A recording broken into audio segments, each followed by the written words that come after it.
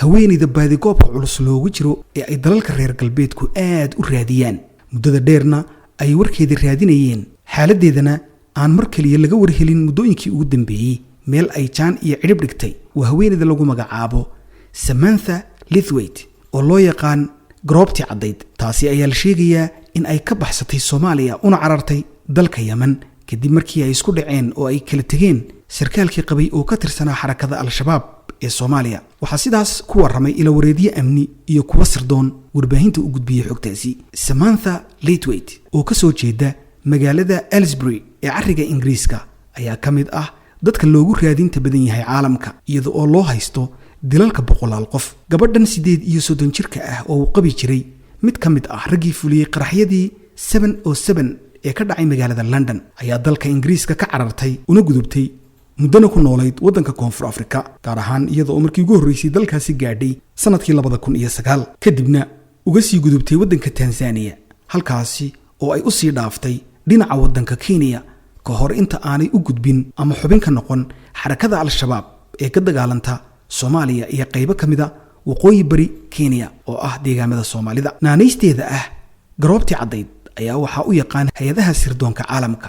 waxaana lala xidhiidhiyay weerar argagixiso oo dhowr ah oo ka dhacay qaaradda Afrika kuwaasi oo sababay dhimashada 400 oo qof. sanadihii dhawaa ayay xogaha sirdoon xaqiijiyeen in ay Soomaaliya kula noolayd saygeeda afraad oo qabay muddo 7 sano ah kaasi oo loo yaqaan Sheekh Xasan ka hor intii aanay kala tagin una cararin dalkaasi Yemen ee dagaaladu aafiyeen sida uu qoray wargeyska Mirror ee ka soo baxa waddanka Ingiriiska. ila wareediye amni iyo kuwa sirdoon ayaa wargeyska Mirror u sheegay gabadha askari British ah oo ka dagaalamay waqooyiga Ireland ay ka carartay aag aan la gelin oo Soomaaliya ka mid ah kadib markii ay saygeeda kala tageen oo ay isfureen sidaana ay ugu gudubtay waddanka Yemen iyada oo ka shakisan ama walaac ka qabta inay ku noolaato Soomaaliya iyadoo u baqatay xaaladeeda amni. waxaa hadda la rumaysan yahay in ay Carmasha Cadi degan tahay aag ay ku xoogan yihiin kooxaha jihadoonka ah ee ka tirsan shabakada Al-Qaacida ee ku nool dalka Yemen halkaasi oo ay xidhato inta badan ku labisan tahay xijaab weyn iyo niqaab kaasi oo si buuxda u daboolaya dhammaanba jidhkeeda si aan loo aqoonsan. mid ka mid ah ila wareediyada amni ayaa u sheegay Mirror Samantha iyo Sheekh Xasan in aanay hadda wada joogin oo ay kala tageen. waxaa la rumaysan yahay in ay isfreen waxaa Soomaaliya ku ilaalin jiray qoyskiisa balse hadda markii ay ninkaasi kala tageen waxa khasab ku noqotay in ay gabbood ka dhigato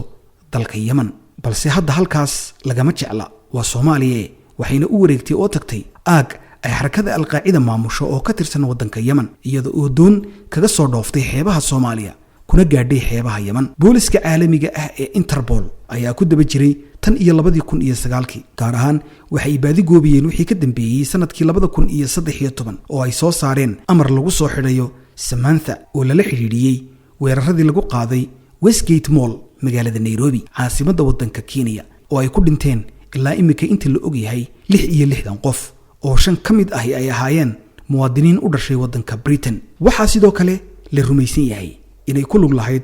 qorshaha weerarkii jaamacadda Garissa waqooyi bari Kenya oo ah dhulka Soomaaliyeed oo lagu dilay 148 qof. Samantha oo loo yaqaan Groobtii Caddayd ayaa ka qalin jabisay jaamacadda London waxaana la rumaysan yahay in ay isku samaysay qaliin dhinaca wajiga ah isla markaana ay si weyn u kordhisay miisaanka jidhkeeda si aan loo aqoonsan. waxaanay ballan qaaday in ay dhammaan afarteeda carruurta ah oo ay u kala dhashay 3 nin oo kala duwan ay ka barbar dagaalami doonaan kooxaha jihadoonka ah ee meelo kala duwan oo dunida ah ka jira iyo in ay mustaqbalka noqdaan jihaadiyiin ka qayb gala jihaadka dunida ka socda ee caalamiga ah. Interpol wali kuma ay guuleysan in ay haweeneydaasi soo qabtaan iyada oo sanadkii 2021 ay soo bixin xoga sheegaya in ay geeriyootay oo lagu dilay weerar dhinaca drone-ta ah oo ay fuliyeen ciidamada Mareykanku balse arrintaasi ay markii dambe beenowday.